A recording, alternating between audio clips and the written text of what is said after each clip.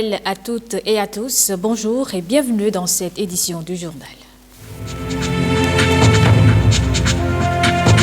Le 56e sommet des chefs d'État de la CEDEAO a été l'occasion pour les dirigeants de parler politique et sécurité des personnes et des biens. À suivre dans ce journal, le point du ministre des Affaires étrangères.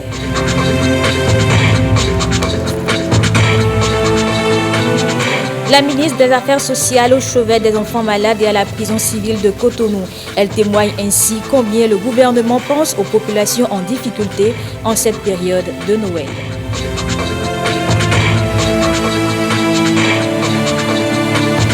Et puis, plus de 10 millions de francs CFA, c'est le montant que le préfet de l'Atlantique a mobilisé pour le compte des cantines scolaires. Les fonds ont été transmis au directeur départemental des enseignements maternels et primaires de l'Atlantique. Bienvenue dans ce journal que nous ouvrons avec les activités de la fête de Noël. La ministre des Affaires sociales était au centre hospitalier et universitaire de la mère et de l'enfant, puis à la prison civile. Elle est allée témoigner de l'assistance du gouvernement aux enfants hospitalisés et aux détenus. Rebecca Akindiamoune, Ernest Tétikou. Véronique Toïfodé Mewanou fait parler son cœur de mère. À la tête de cette délégation ministérielle, elle a apporté des vivres à ses boutchous ici au centre hospitalier universitaire de la mère et de l'enfant, CHUMEL de Cotonou. À ses côtés, ce personnage qui apparaît à chaque célébration de la nativité, le Père Noël. Il nous a semblé important de nous préoccuper un peu des enfants qui n'ont pas la chance d'être chez eux, d'être avec leurs parents à la maison. C'est ainsi que depuis la semaine passée, nous avons eu à visiter ces enfants avec des cadeaux au niveau du centre de promotion sociale des aveugles, donc pour les enfants porteurs d'un handicap visuel à Sekbeya, les orphelins de Fidjrosser. Nous avons également fêté avec les enfants de la halte garderie de Sainte-Rita. Et aujourd'hui, c'est à CHUMEL pour les enfants hospitalisés à la pédiatrie. Toujours dans la même démarche, la ministre des Affaires sociales s'est aussi rendue à la prison civile de Cotonou. Avant l'instant remise de cadeaux, l'autorité discute avec les mineurs. Vous n'êtes pas là pour la vie, vous êtes là juste pour un temps. Mais quand vous allez sortir, si vous retombez dedans, ça va être un perpétuel recommencement alors que vous pouvez réussir encore votre vie. La vie est devant vous. Nous vous remercions beaucoup. Ici, ce n'est pas notre maison. Nous en sommes conscients. Cet endroit nous a quand même permis de prendre conscience de nos erreurs. Après cette visite chez les mineurs, c'est le bâtiment des femmes détenues qui accueille la délégation ministérielle pour le même exercice. Des doléances ont été formulées. La ministre promet, ensemble avec son collègue le garde des Sceaux, de trouver des solutions idoines pour l'amélioration des conditions de vie carcérales. Et pendant ce temps, à Porto Novo, la finale du concours de danse traditionnelle bat son plein. Elle est même assortie de remises de cadeaux pour la fête de Noël. L'initiative, c'est l'initiative de l'association culturelle, artistique et littérale et de loisirs. Et l'événement est parrainé par le ministre des Enseignements maternels et primaires, Guillaume Avienou Brice Rombo. Un double événement en un dans ce centre de loisirs à Sakété, offert par le ministre Saliman Karimou, natif de la commune. En cette fin de semaine, sous son parrainage, l'association culturelle, artistique, littéraire et de loisirs LACAL organise la finale du concours de danse traditionnelle Bata, doté de prix et la remise de cadeaux à plus de 300 écoliers de la maternelle des écoles de la commune de Sakété. La danse Bata, c'est le diminutif d'un mot Yoruba qui veut dire Bata Koto, ça veut dire sursaute avec moi, danse avec moi. D'ailleurs, quand vous regardez la danse Bata, vous allez voir que celui qui danse fait des sursauts, il fait des pas de danse croisée, des croises, etc. C'est une danse dédiée notamment à la divinité Tchango. Mais avec le temps, la divinité Gungun, qui représente le culte que les gens font à nos ancêtres décédés, a aussi aimé ce tambour-là, parce qu'en fait c'est un tambour, c'est un tam-tam qui parle. Seulement que au niveau des deux divinités, ce n'est pas les mêmes tambourinés qu'on bat. Les tambourinés pour Tchango sont différents du tambouriné pour Egungun. Mais c'est le même instrument de musique qu'on utilise, le même tambour. Créée cette année, La CAL, qui promeut la valorisation du riche patrimoine culturel, principalement des danses traditionnelles Yoruba, mais aussi l'enseignement et l'éducation en Yoruba, la CAL met en compétition 7 groupes chorégraphiques. Les 3 meilleurs sont primés, les autres reçoivent des lots de consolation. Il a estimé que l'un des biens qu'il peut faire pour la localité de Sakété, c'est d'offrir un espace de rencontre, de loisirs, de culture et de tourisme. Voilà ce qui l'a motivé. Et il me charge de vous dire que cette motivation n'est soutenue que par son amour, non seulement pour Sakété, mais pour les enseignants et pour les enfants qui sont enseignés. Surtout les tout petits qui sont à l'honneur aujourd'hui.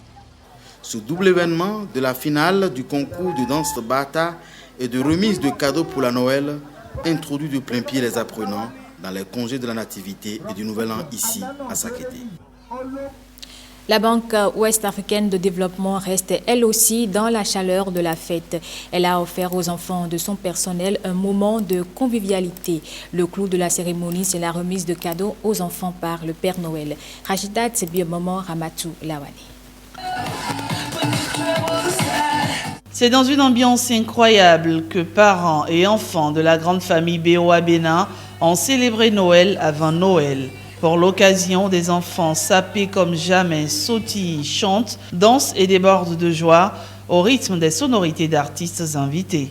Au nom des délégués du personnel et des syndicats de la Bank of Africa Bénin, je voudrais donc exprimer mes profonds sentiments de remerciement et de reconnaissance à l'endroit de la Direction générale de la Bank of Africa Bénin, qui a toujours mobilisé les grands moyens pour que la fête de Noël se passe dans de meilleures conditions pour nos chers enfants. La fête de la Nativité à la BOA, c'est une tradition vieille de plus de 20 ans. Cette année encore, le Père Noël est apparu chargé de cadeaux.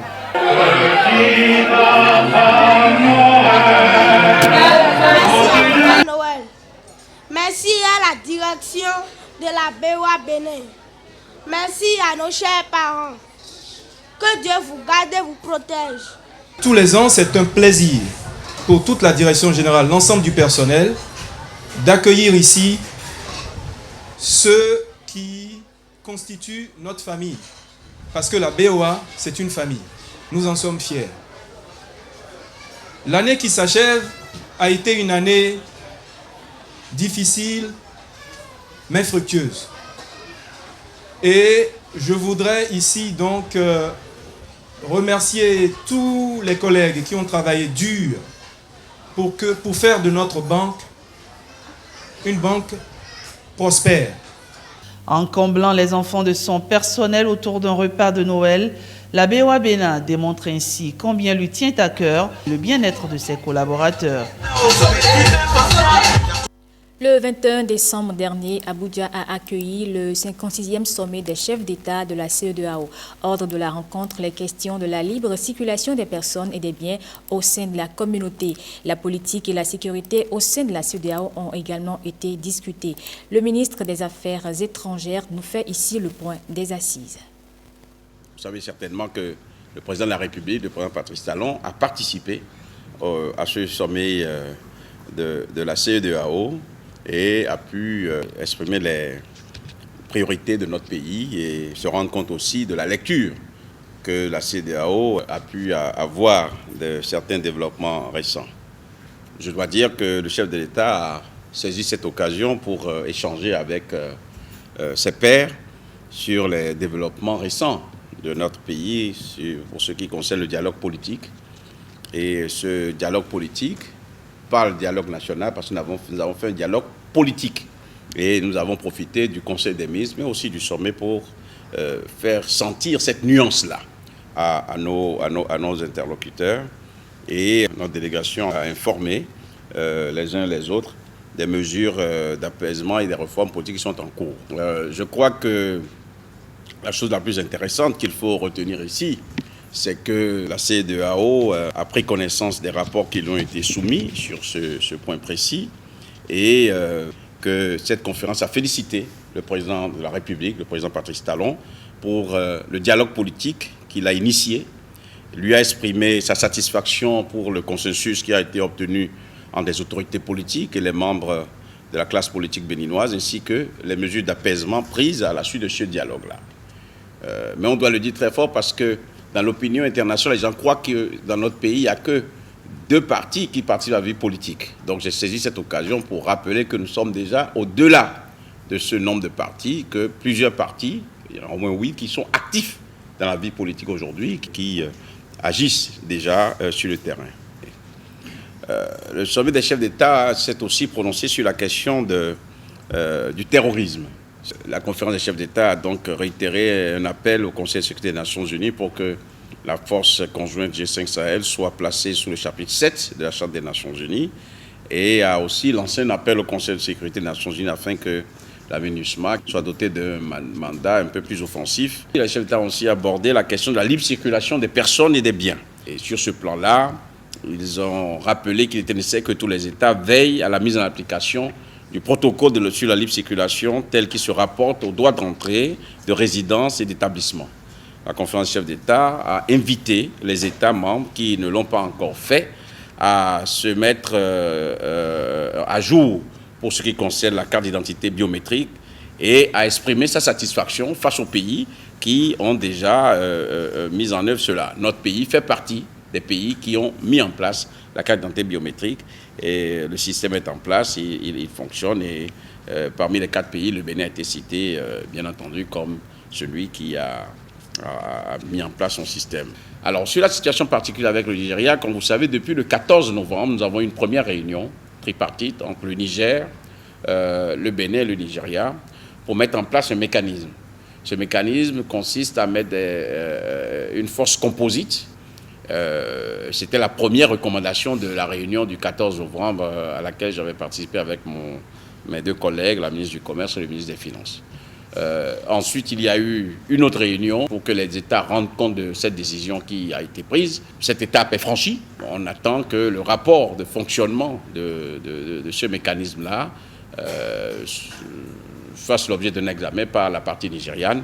Je dois vous dire enfin que la question de la création d'une union monétaire a été aussi abordée, 2 points dans ce domaine-là. Le symbole, à savoir la monnaie unique, l'éco, a été adopté finalement. Il y avait deux symboles, les chefs d'État en ont choisi un. Et aussi le nom de la Banque centrale a été adopté, ça va être la Banque centrale de l'Afrique de l'Ouest. Et que là aussi l'éco a été retenu comme le nom, mais tout ceci se fera progressivement. L'autre question sur le plan économique, nous sommes sur la question économique. Ce qu'il faut retenir aussi, c'est que il y a une nette amélioration des performances économiques de la région. Il y a une baisse de pression inflationniste et un assainissement continu des finances publiques. Sur aucun de ces points-là, le Bénin ne se trouve dans le côté négatif. Et il est heureux de le dire. J'ai ressenti cela comme un hommage rendu à la gouvernance sérieuse qui est en place dans notre pays. Le président de la République le dit, c'est difficile, mais il faut redresser les choses. Si on ne redresse pas les choses, on va se retrouver dans une situation peu enviable. Le Bénin n'a pas envie d'être un État failli. Nous ne le sommes pas, nous ne le serons pas tant que cette gouvernance sera en place et je crois que le travail continue dans ce sens-là.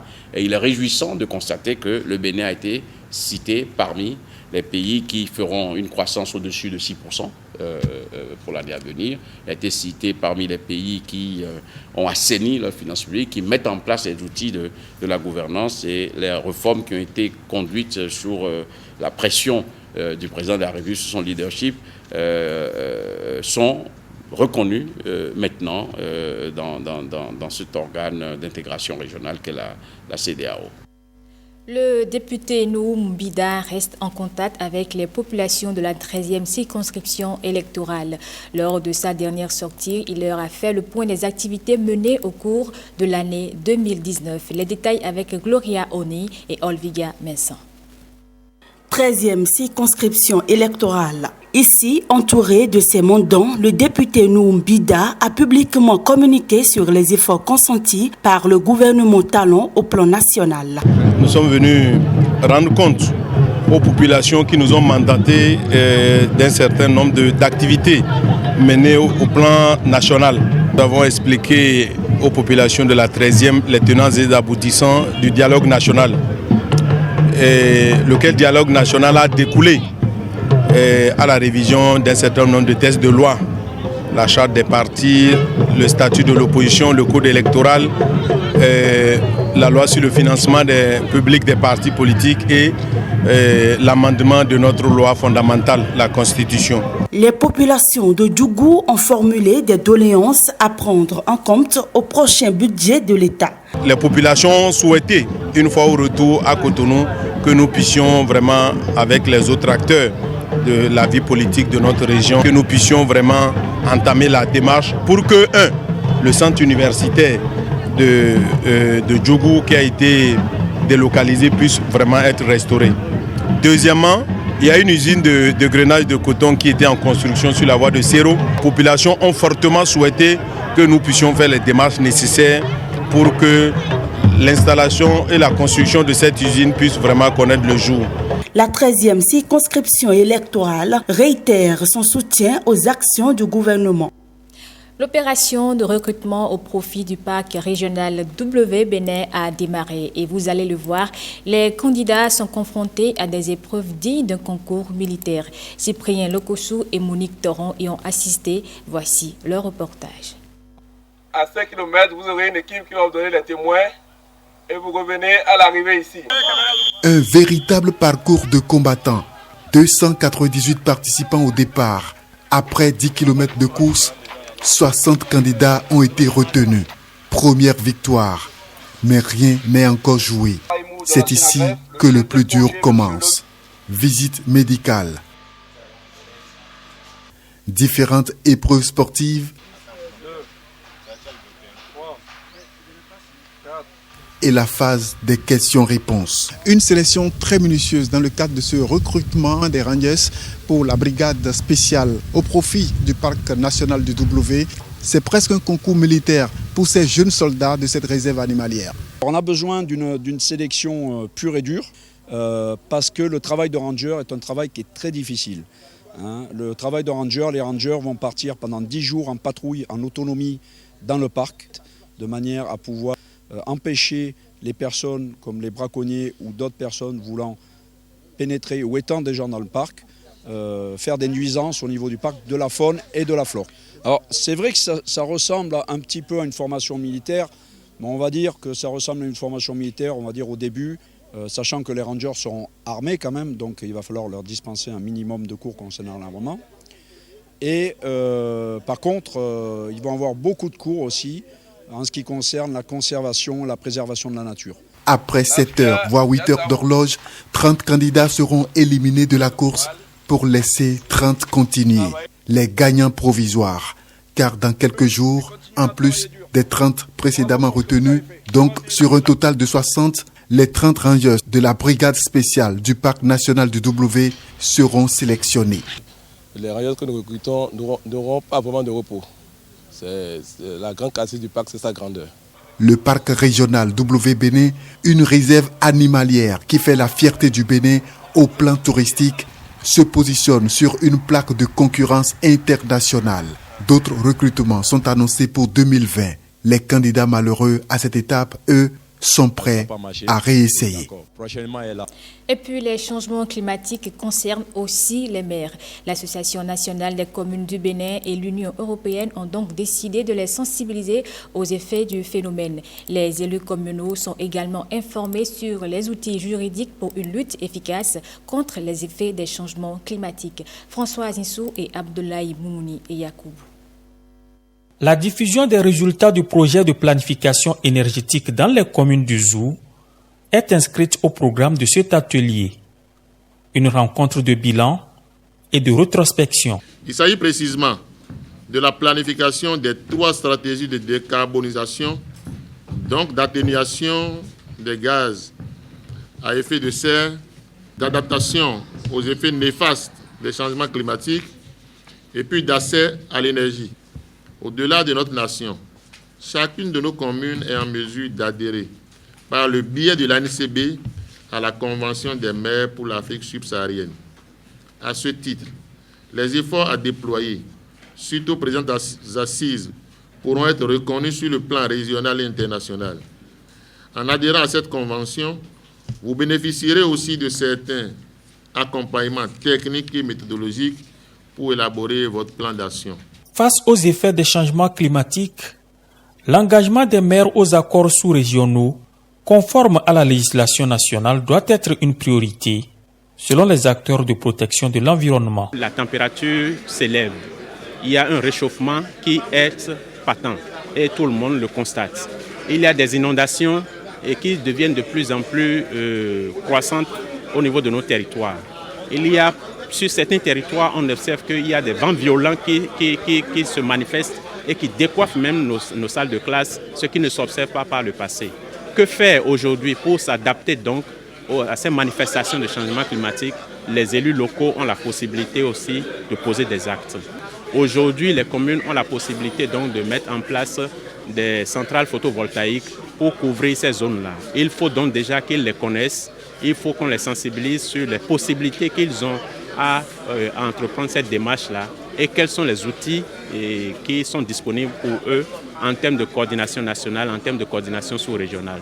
La démarche de planification harmonisée sur les enjeux climat et énergie de la Convention des maires de l'Afrique subsaharienne et le plan d'action pour l'accès à l'énergie durable à l'horizon 2030 sont les thèmes de communication présentés aux maires du Bénin. La 3e édition de la foire internationale de Parakou se poursuit. Le ministre en charge de l'eau et des mines y a fait un tour et vous allez l'entendre, il en a profité pour faire ses emplettes. Canel Capo et Dorcas Tito. Le numéro 1 du secteur de l'eau et des mines du Bénin visite les stands de la foire internationale de Parakou. Samou Seydou Adambi se rend en premier lieu sur le stand de la Société nationale des eaux du Bénin. Après une prise de contact avec ses collaborateurs des départements du Borgou et de la Libori, le manager de l'eau a en effet une bonne nouvelle pour les populations. Aujourd'hui, je peux avoir de l'eau dans ma maison sans disposer des 50 000 qui représentent aujourd'hui le coût social pour l'abonnement au lieu de 120 000, 50 000 et que je ne suis même pas tenu de payer les 50 000 sur place. Je paierai seulement 20 000 et dans les 3 jours, j'ai l'eau à la maison et les 30 000 seront échelonnés selon mes capacités, soit 6 mois, soit 12 mois. Du bureau des renseignements au Miniso, en passant par les stands agricoles, rien n'échappe au regard du chargé de l'accès à l'eau. En dehors de ça, j'ai pu découvrir également beaucoup de choses. J'en ai acheté également un peu. Je ne dirais pas beaucoup, j'en ai acheté un peu. Parce que j'ai vu nos compatriotes qui sont dans l'agroalimentaire, surtout les boissons que nous appelons boissons naturelles à base d'ananas, à base de moringa, à base de comment on appelle ça, la pomme de cajou, ainsi de suite, que nous avons encouragé l'année dernière et qui sont encore revenus cette année. Une diversité de produits de qualité qui fait la spécificité de cette 3e édition. C'est l'occasion pour moi de féliciter le maire une fois encore et tout son conseil municipal et tous ceux qui accompagnent cet événement annuel qui pendant au moins 30 jours tient les Paraquoises et les Paraquois en haleine qui permettent d'avoir accès à des produits qui ne sont pas disponibles à Parakou à tout temps. Le ministre de l'eau saisit également l'occasion pour assurer les Paraquois de ce que, d'ici environ 6 mois, toutes les difficultés d'accès à l'eau potable dans la cité des Kobourou seront conjuguées au passé. Le préfet de l'Atlantique, Jean-Claude Kodia, s'implique dans le programme national d'alimentation scolaire intégrée. À son initiative, il a pu collecter plus de 10 millions de francs CFA. Les fonds ont été transmis au directeur départemental des enseignements maternels et primaires de l'Atlantique, Ariane Da Silva et Patrick Yimanvo.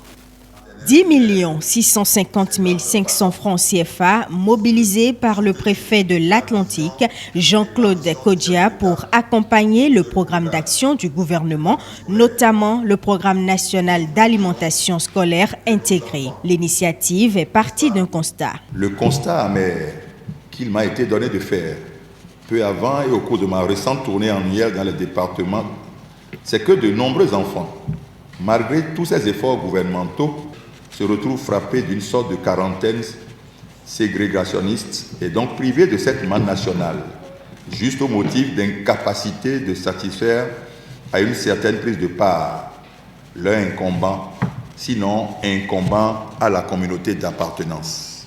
Cet état de choses, qui ne saurait laisser indifférente aucune âme sensible, a donc suscité de profondes réflexions, ayant abouti en définitive à la prise de la décision de mobiliser un fonds de soutien dans ce cadre.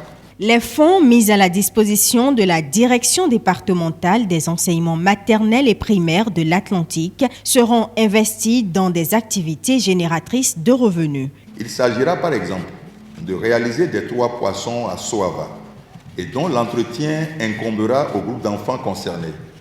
Une telle stratégie, et vous en conviendrez aisément avec moi, recèle par ailleurs un bel avantage d'éveiller rapidement chez ces bourgeons d'hommes l'esprit entrepreneurial. Dans d'autres communes, ce sera l'élevage de poulets ou de petits ruminants, le maraîchage et pourquoi pas l'artisanat en fonction des opportunités en présence. Ces fonds vont servir aux visites médicales des cuisinières et dans nos écoles à cantine. Nous sommes arrivés aujourd'hui réveiller la fibre des parents, des communautés à la base, afin que la cantine soit soutenue par tous. Cette initiative doit être pérennisée. C'est l'ambition du préfet Jean-Claude Kodia et les mairies auront elles aussi un rôle à jouer. En attendant que la machine atteigne une certaine autonomie, que les mairies poursuivent l'opération subvention en inscrivant une ligne irrelative dans leur budget respectif. J'y verrai en temps opportun afin que cette nouvelle flamme de solidarité et de justice sociale agissante ne s'éteigne jamais. Cette initiative est la bienvenue parce que dans notre département, nous ne pouvons pas ne pas vivre la solidarité. La porte n'est pas fermée et cette solidarité va d'autant continuer qu'il se pourrait que nous ouvrons un compte pour permettre aux autres donateurs de contribuer également parce que ce que nous, le préfet, a fait, c'est une initiative première dans notre département. D'autres départements sûrement pourront nous emboîter les pas. Dans sa démarche, le préfet a été soutenu par des personnes physiques et morales. Les 10 650 500 francs CFA collectés seront gérés par un comité de 7 membres. Les têtes couronnées de l'ère culturelle Cora Annie travaillent pour le développement et la paix durable. Pour elles, la meilleure façon d'y arriver, c'est d'enraciner et de promouvoir les valeurs de leurs origines. Gloria Oni, Olviga Vincent. Le développement et la paix durable, c'est bien cela que prônent les chefs traditionnels de l'ère culturelle Cora Annie. Les têtes couronnées œuvrent ainsi pour enraciner et promouvoir les valeurs de leurs origines. Par leur proximité des populations, les chefs traditionnels ont un fort impact sur la cohésion sociale, notamment à travers le règlement des conflits à la base, la promotion de la paix, la sécurité et j'en passe. C'est une rencontre cultuelle et culturelle au cours de laquelle population et chefs traditionnels renouent avec la source. Et je crois que les têtes couronnées, les populations des aires culturelles Cora Annie ne veulent pas être des peuples perdus. Fierté d'être Annie, d'être Cora. Quelle fierté d'être Togolais, quelle fierté d'être Béninois.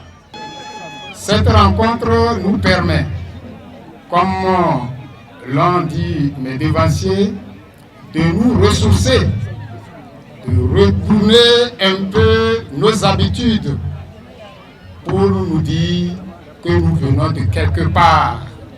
Et lorsque nous oublions d'où nous venons, nous ne sommes pas sûrs d'avancer. Dépasser nos frontières comme vous le faites aujourd'hui. Le Hani qui est à Basila ou le Hani qui est ici, elles ne parlent pas en termes de frontières. Et la frontière, c'est quoi?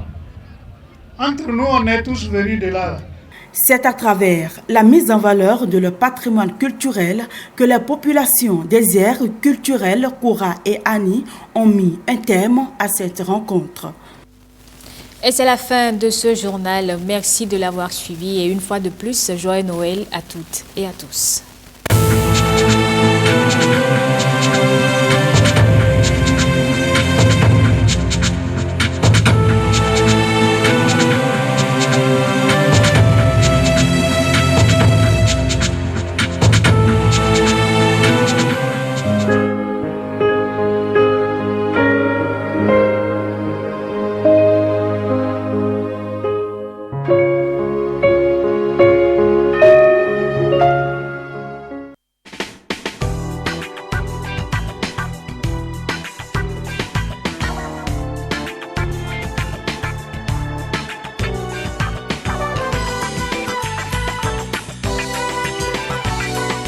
Le Conseil des ministres s'est réuni ce mardi 24 décembre 2019 sous la présidence de M. Patrice Talon, président de la République, chef de l'État, chef du gouvernement.